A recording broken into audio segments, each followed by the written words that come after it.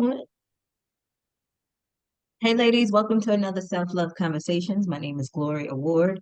Of course, you don't recognize my background because I am on the road. I just told Jen that I am in Nashville, Tennessee. So I am a new sheriff in town. I know that sounds whack. It gets worse as you go along. Okay. So So tonight, ladies, what we're gonna do is we're gonna talk to the amazing Jen Rafferty. She's an educator, she's an author, she's an entrepreneur. She has been a music teacher for 15 years, and she is currently pursuing her PhD. Woo, Yeah. more power to you, sister. Educational psychology. And tonight we're gonna talk about burnout and self-care because that's one of the things that is important when it comes to us career women, figuring out, what that balance is and if there is any balance. So, Jen, thank you so much for being here. Thank you so much for having me. Love talking about this. Yeah, and the biggest thing that I see, even like for myself, when it comes to like burnout and self-care, you are programmed to work hard, get to the top of the food chain, make sure that you're doing, things more than anyone else. So when we talk about this kind of burnout, like, can you give us kind of like an overview and kind of usher us in? Because a lot of people get confused about what it is, where mentally what they're thinking is, I'm only just trying to get to where I need to be. So if that means sacrifice, this is what sacrifice is. Yeah. Great question. So you're right. We have been brought up in a world that celebrates and reveres hard hustle, and it's created this cortisol culture where Mm, we all wear this badge of honor about how stressed we are, right? Because that that stress level somehow in our mind correlates to productivity. correct. But you're exactly right, because what happens is, what is the sacrifice and what is it actually costing us? And the truth is, I know this is going to come as a shock, but nobody gets out of here alive. Correct. So, what are we doing really is my question. And although, I mean, we can have a whole podcast based around why this culture happens, but I think what would be better for the purpose of our conversation and for the listeners watching this, is to now know, okay, well, I'm aware of it, so now what do I do about it? And you're right, there is this disconnect between the head and the body, where your head is creating and recreating the environment where the programming is going to be the same of hustle and more and efforting. And it leads us to a space where our bodies cannot handle it anymore. So, Right. from my perspective and where I'm standing through my research, we need to pay more attention to our body, because that's the actual truth Yeah, instead of what's going on in our mind. right. And a lot of people will say, Jen, I hear you, and but this is only for a small time, right? If I just go hard and sacrifice for these next few months or couple of years, even if I'm stressed out or anything like that, then I will be okay because once I get to where I need to be, then I can kind of relax and then I'll be able to kind of get myself together. Where if you can explain, once you get to where you need to be, it's a whole nother challenge that you will have to learn. So it's like, and one part is you believe that the stress is going to go down and things are done with once you've worked up to that point.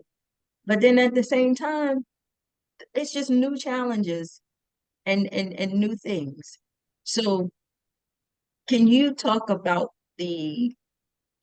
illusion in the mind of how people think when it comes to that. Like you just believe that once I get there, I'm done. Yeah, wouldn't that be nice? Sounds lovely, I actually. reach the top of the ladder and I'm good. It's like, no. Right. Yeah, that's not actually what happens. And what we're doing when we perpetuate that sort of thinking is we are pushing our happiness, our calm, our spaciousness further and further and further away because we are creating conditions in order to allow ourselves to feel a certain way. So if only I will get through this deadline, then I'll be able to feel calm. If I'll Right. only have this amount in my bank account, then I can finally stop worrying and feel at ease. And Yeah. what happens is we're not actually chasing the thing, we're really chasing the feeling.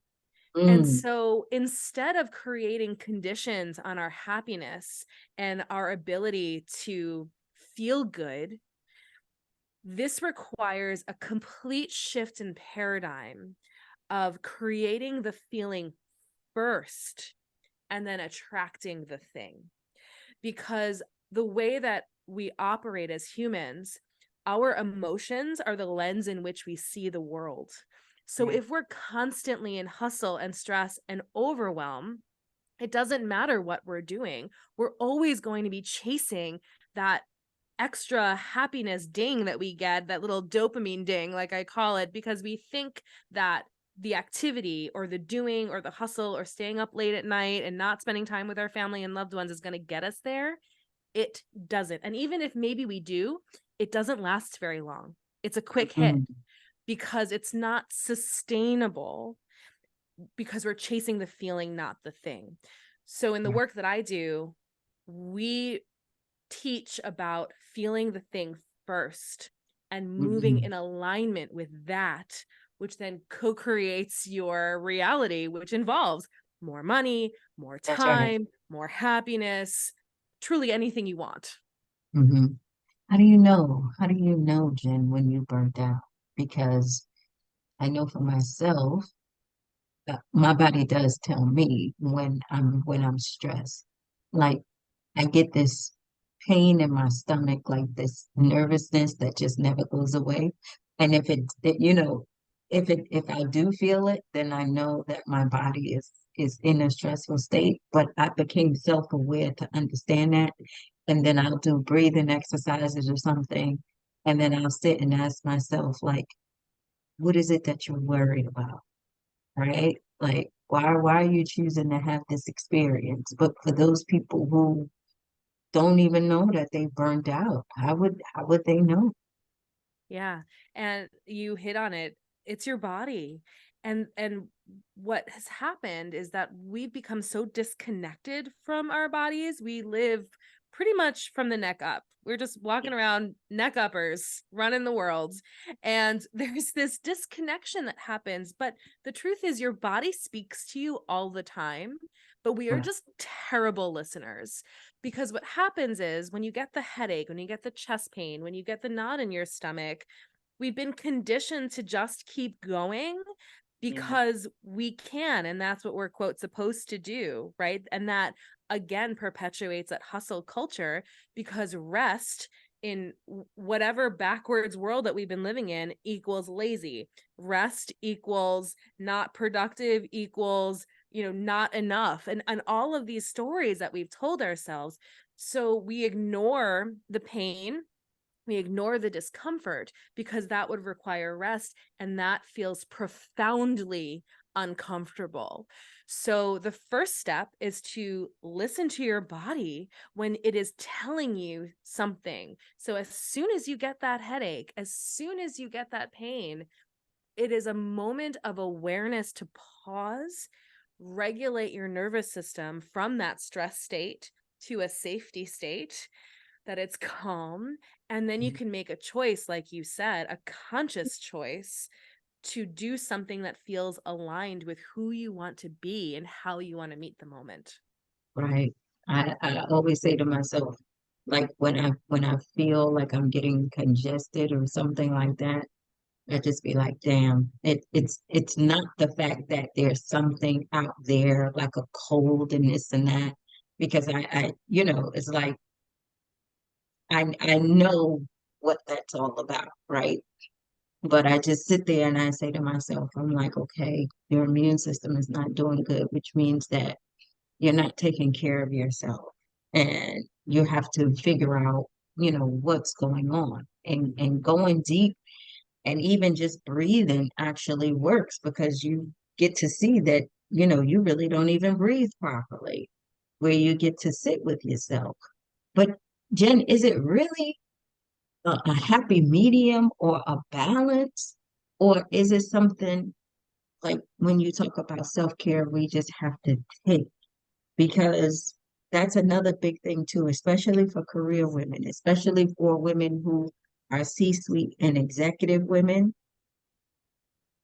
Every morning, you're looking at that calendar and you are booked for the next 6 months. Your life is not your own. And if you have kids, hopefully they know your name, right? Because you're always on the go trying to do different things.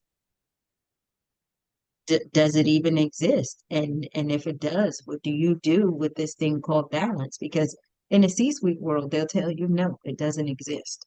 Balance doesn't exist because it is something that is talked about, but it's not there. Because in order for you to get to where you need to be, you got to make a lot of sacrifices, and that means that you don't see your family all the time, but you vacations and things like that when you have time.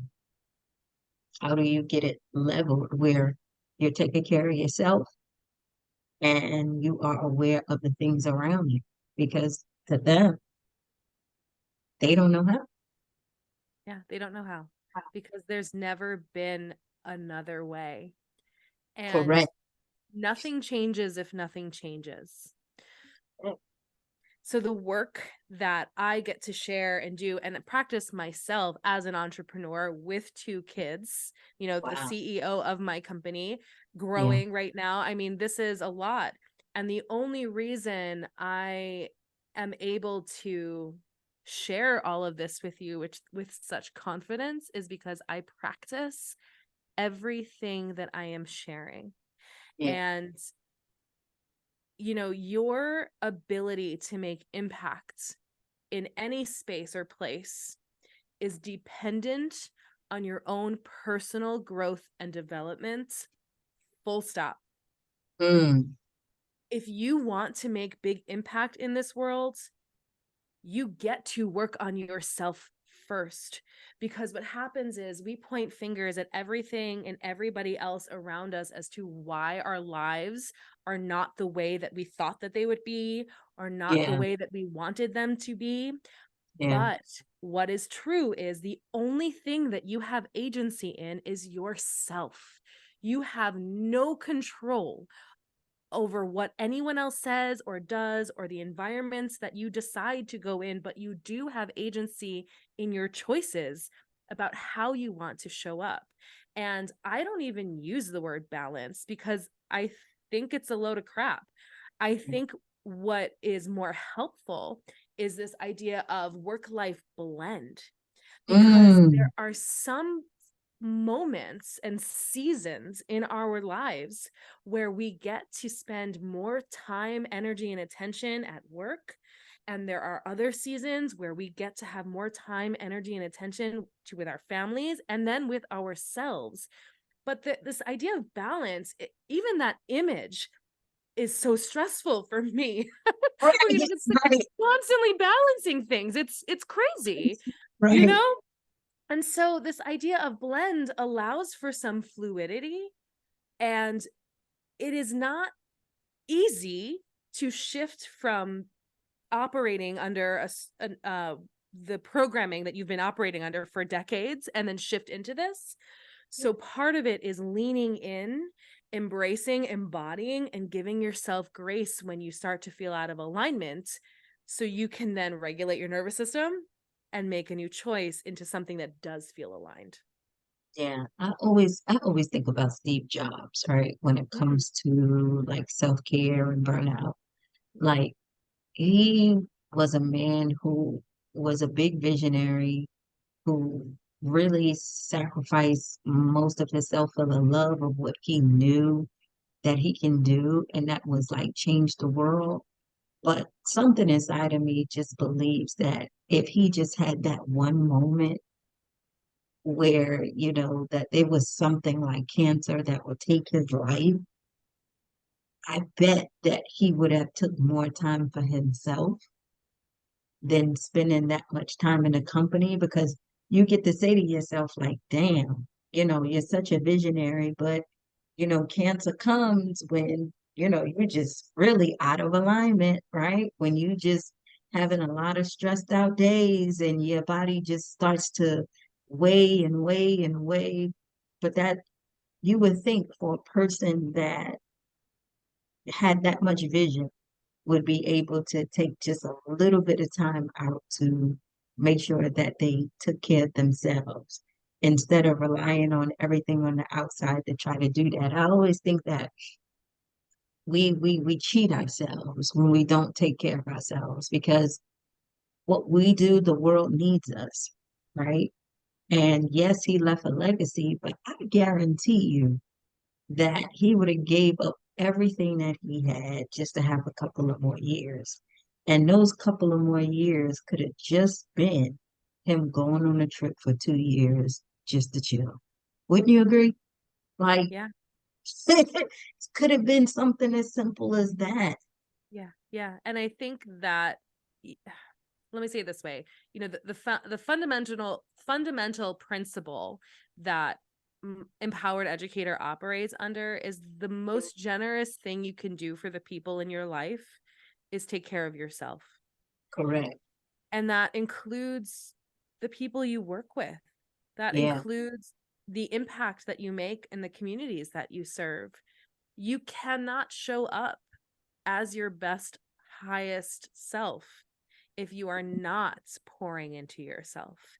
And unfortunately, we've had it backwards for so long because it is difficult to quantify how we're feeling.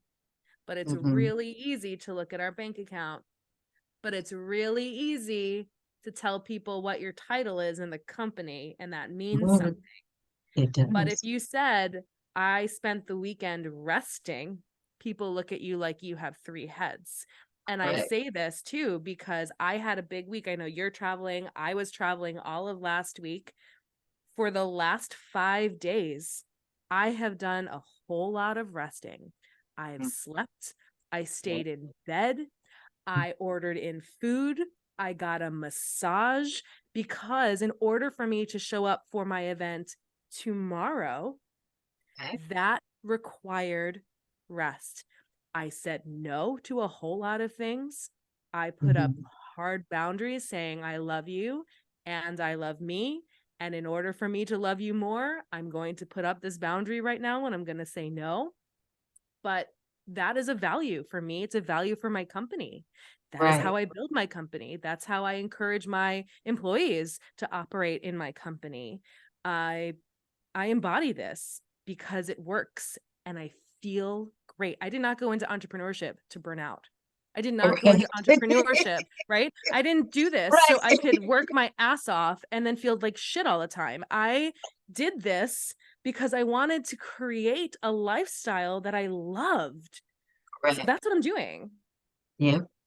Empowered educator. I come to you. I tell you I need help. How can you help me? Ooh, that's a great question too. There are so many ways to be a part of Empowered Educator World. The first space that I always tell people to go to is the website empowereducator.com/resources. And on there are a bunch of really great free tools for you, including beginner guided meditations for those people who are like meditation curious, who never meditated before. That's for Hmm. you. There's something else there, a tool called the energy audit, personal energy audit, where you really I love take that. stock of Yeah. what's filling you up and what's draining you. And you get to make some aligned decisions with some guidance about how you want to operate in those spaces in your life.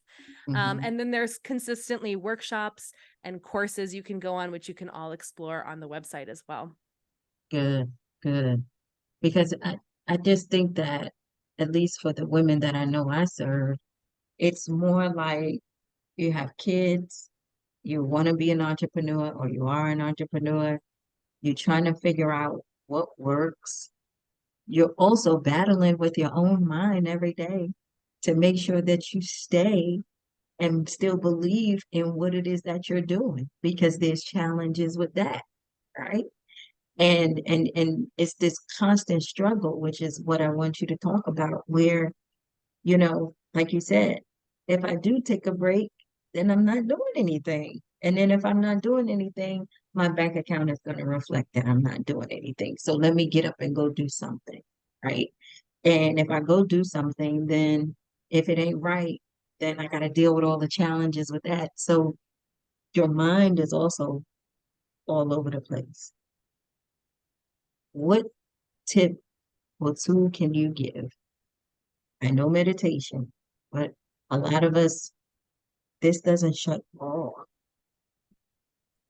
How do you get the mind, to be calm where you can at least get in a state to assess how to go ahead and get calm? So your mind cannot shut off thoughts. So that's first of all. It Okay. is its job to produce thoughts. Your eyes blink, your heart beats, your lungs breathe, your mind produces thoughts. It produces 65,000 to 85,000 thoughts every single day. And most of them, as you were describing, are fear based, Yeah. are past experiences, or Mhm. from your ego. And they're Correct. pretty much the same every single day, unless you're learning something new. Okay. And so, this idea of shutting off your thoughts already sets yourself up for failure, because it's not going to happen. What Thank we you. can do is become aware of them and move from this autopilot where your subconscious is running the show to a higher level of consciousness where you're running the show, because you are not your brain. You are a person who has a brain, which was mind blowing to me when I realized that. So, Right. something that's really tangible and easy that people can do right now today is, you had mentioned you take this breath when you're feeling stressed out. What I recommend and what I tell everyone who I work with to do is start off by doing 4 breathing breaks every single day, whether you feel stressed or not.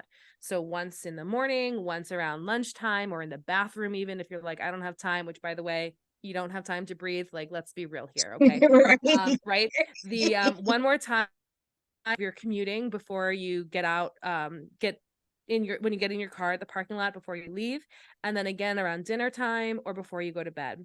And I love the box breath, which is count of 4 in, pause for 4, exhale for a count of 4, pause for 4, Mhm. and you do that 3 times. And what you're doing is you are regulating your nervous system often throughout the day, because it doesn't matter if you have a meditation practice in the morning and a gratitude practice at night and you're like, why isn't this working? It's because Right. your life happens during the day. And if you're Ooh. not interrupting your life, if you're not interrupting your autopilot, nothing will change for you. So this serves as an interruption where you can notice, I wasn't even breathing just then, or my shoulders wanted to be earrings, or I have a knot in my stomach and I didn't even realize, or I get this a lot, my jaw is so tight. But Wow. without that awareness, we can't change anything. We can't change something we don't notice. So we're going to continue to raise our conscious awareness so you can make more aligned choices. So stick them in your phone. If you're watching, if you're listening, get out your phone, put in your breathing alarms. And as soon as that alarm goes off, take a moment. It takes 20 seconds and take a breath. How's that feel? Hmm. Amazing. Good. Jen, tell us how we follow you. You gave us the website, give it to us again. We're going to put everything in the show notes and we're going to send it out, because I think this is important. the beautiful thing that I heard tonight that I really love is that you clarified the fact that, you know, stop looking at everything as like having balance because it seems like it's another thing to do. Think about it in a way of blending, right? Because it takes the edge off, it takes the stress off. Even when you said the words, it was like, oh, that feels, yeah, like that feels better. Like that, I can visualize that. I can visualize the blending because what it allows me to do is it gives me room to check myself. Where I'm saying, am I blending in good things for myself? You know, am I blending in that favorite cup of coffee I like? Am I blending in that bubble bath that I love to take? Am I blending? You know what I'm saying? Like I could feel that.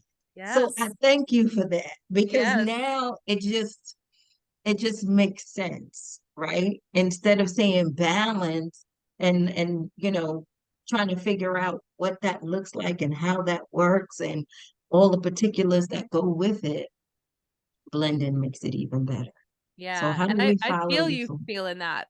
Yeah, like for real, because now I'm saying to myself, after this interview, how do I blend in my time, Yeah. to go ahead and do something for myself before I start the day tomorrow, right?